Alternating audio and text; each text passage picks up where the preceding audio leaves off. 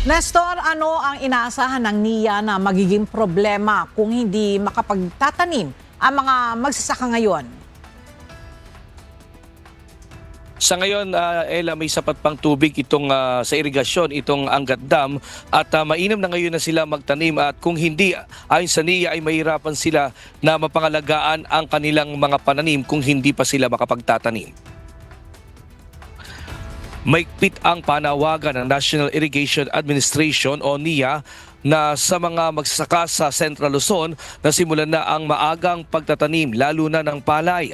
Ayon kay Clarita Silverio, Chief Operation Maintenance Section ng Region 3, ang buwan ng Desyembre hanggang April ang sakop ng planting calendar nila para sa dry season.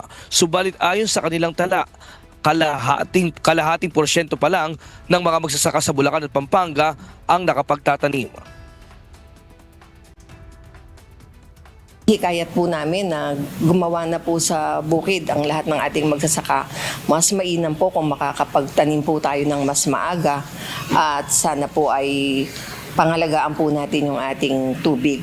Ayusin po natin ang paggamit at iwasan po natin na may masayang na tubig kasi kailangan po natin talaga yun.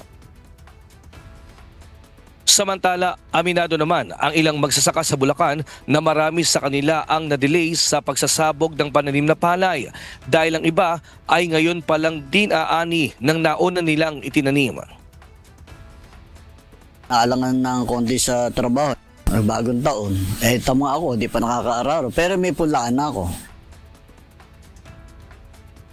Ayon sa NIA, sa ngayon ay nasa normal na level pa ang tubig sa Angat Dam na umaabot na sa 210.80 meters. Kaya sapat pa ang naibibigay nitong supply sa mga irigasyon. At yan muna ang ating latest live mula dito sa Bulacan. Balik sa iyo, Ella. Maraming salamat, Nestor Torres.